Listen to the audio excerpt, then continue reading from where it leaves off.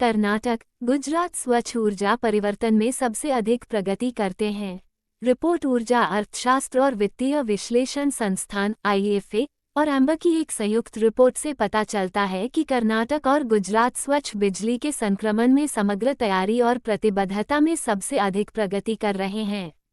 Report में 16 भारतीय राज्यों का विश्लेषण किया गया है, जो 4 आयामों में देश की वार्षिक बिजली आवश्यकता के 90% के लिए जिम्मेदार हैं। स्वच्छ सुजल शक्ति सम्मान 2023 का आयोजन जल शक्ति मंत्रालय द्वारा किया गया। इस कार्यक्रम में राष्ट्रपति द्रौपदी मुर्मू और केंद्रीय जल शक्ति मंत्री गजेंद्र सिंह शेखावत द्वारा जल शक्ति अभियान कैच द रेन 2023 अभियान का शुभारंभ किया गया। अभियान का विषय पेयजल के लिए स्रोत स्थिरता है। 36 महिला वॉश चैंपियंस को स्वच्छ सुजल शक्ति सम्मान 2023 से सम्मानित किया गया। क्रेग फुलटन को भारतीय पुरुष हॉकी टीम का नया कोच नियुक्त किया गया। दक्षिण अफ्रीका के पूर्व अंतर्राष्ट्रीय क्रेग फुलटन को भारतीय पुरुष हॉकी टीम के नए मुख्य कोच के रूप में नामित किया गया था। क्रेग फुलटन ने ग्राहम रीड की जगह ली, जिन्होंने FIH हॉकी विश्व कप के क्वार्टर फाइनल में पहुंचने में भारत की विफलता के बाद इस्तीफा दे दिया था। फुलटन बेल्जियम के सहायक कोच थे जब उन्होंने 2018 FIH हॉकी विश्व कप और टोक्यो 2020 में ओलंपिक स्वर्ण जीता था।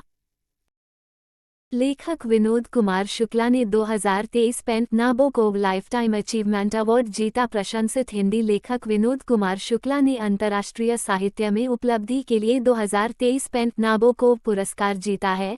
पेन अमेरिका दुनिया भर में सबसे प्रतिष्ठित साहित्यिक पुरस्कारों में से एक है। लघु कथाकार, कवि और निबंधकार शुक्ल, जिन्हें हिंदी भाषा के सबसे महान समकालीन लेखकों में से एक माना जाता है, को 59वें वार्षिक पेन साहित्य पुरस्कार से सम्मानित किया गया। UAE ने डिजिटल और वर्चुअल एसेट कंपनियों को समर्पित दुनिया के पहले फ्री जोन की घोषणा की। संयुक्त अरब अमीरात के 7 अमीरात में से एक, रास अल खैमा RAK की सरकार ने RAK डिजिटल एसेट्स ओएसिस स्थापित करने की योजना की घोषणा की है, जो डिजिटल और आभासी संपत्ति कंपनियों को समर्पित दुनिया का पहला मुक्त क्षेत्र है। ब्लॉकचेन लाइफ 2023 सम्मेलन में घोषणा की गई थी।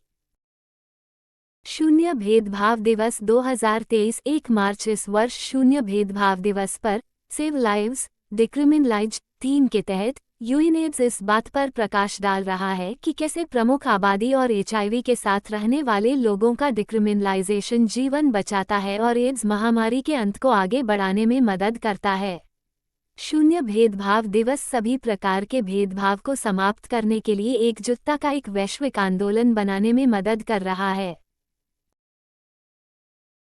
इसरो LVM-3 चंद्रयान-3 मिशन के लिए CE-20 क्रायोजेनिक इंजन का सफल उड़ान स्वीकृति। हॉट टेस्ट चंद्रयान-3 मिशन के लिए LVM-3 प्रक्षेपण यान के क्रायोजेनिक ऊपरी चरण को शक्ति प्रदान करने एडम CE-20 क्रायोजेनिक इंजन का उड़ान स्वीकृति। गर्म परीक्षण तमिलनाडु में इसरो प्रणोदन परिसर महेंद्रगिरी में सफलतापूर्वक आयोजित किया गया था। हाई एल्टीट्यूड टेस्ट फैसिलिटी में 25 सेकंड की नियोजित अवधि के लिए गर्म परीक्षण किया गया था। फरवरी में GST संग्रह 12% बढ़कर 1.49 लाख करोड़ रुपए हो गया। फरवरी में 1.49 लाख करोड़ रुपए से अधिक का सकल माल और सेवा कर राजस्व एकत्र किया गया।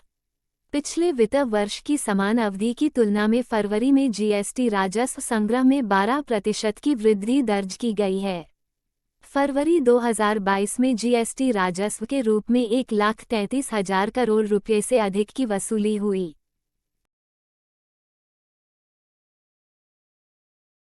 राष्ट्रीय रिकॉर्ड धारक ऐश्वर्या बाबू पर नाडा ने 4 साल का प्रतिबंध लगाया। प्रतिबंधित अनाबोलिक स्टेरॉइड का उपयोग करने के लिए भारत के शीर्ष ट्रिपल जंपर ऐश्वर्या बाबू को राष्ट्रीय डोपिंग रोधी एजेंसी के अनुशासनात्मक पैनल द्वारा 4 साल के लिए प्रतिबंधित कर दिया गया है।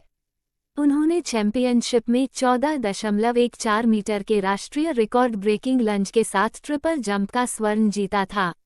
नाडा ने कहा कि ऐश्वर्या ने जिस पदार्थ का इस्तेमाल किया वह वाडा के 2022 के प्रतिबंध के तहत सूचीबद्ध एक एनाबॉलिक स्टेरॉइड था। हेकानी जाखलू की जीत के साथ नागालैंड को पहली महिला विधायक मिली। हेकानी जाखलू नागालैंड में विधायक के रूप में चुनी जाने वाली पहली महिला बनी। एनडीपीपी के उम्मीदवार के रूप में चुनाव लड़ रहे जाखलू को दीमापुर 3 निर्वाचन क्षेत्र से विजेता घोषित किया गया था। 48 वर्षीय जाखलू एक वकील और कार्यकर्ता हैं।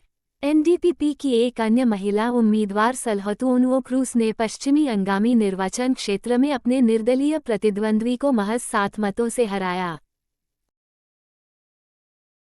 भारतीय जापानी वायुसेना ने शिन्यू माइत्री द्विपक्षीय अभ्यास में भाग लिया। भारतीय वायुसेना IAF Japan air self defence force JASDF के साथ 2 दिवसीय शिन्यू माइत्री द्विपक्षीय अभ्यास में भाग ले रही है।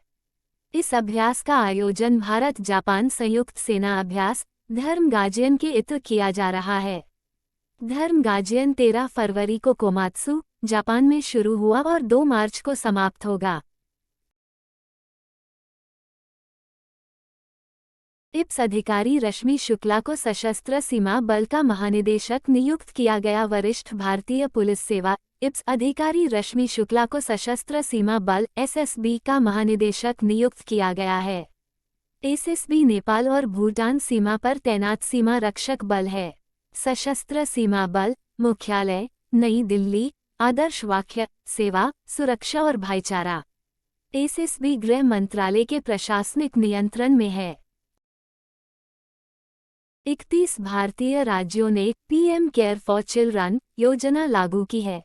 आईएलओ यूनिसेफ की रिपोर्ट बच्चों के लिए सामाजिक सुरक्षा पर आईएलओ यूनिसेफ की एक रिपोर्ट में कहा गया है कि 31 भारतीय राज्यों ने महामारी के दौरान 10,793 पूर्ण अनाथ वे बच्चे जिन्होंने माता पिता दोनों को खो दिया है और 151,322 अर्धअनाथ ऐसे बच्चे जिनके पास है के साथ शुरू की गई राष्ट्रीय पीएम केयर फॉर चिल्ड्रन योजना को लागू किया है।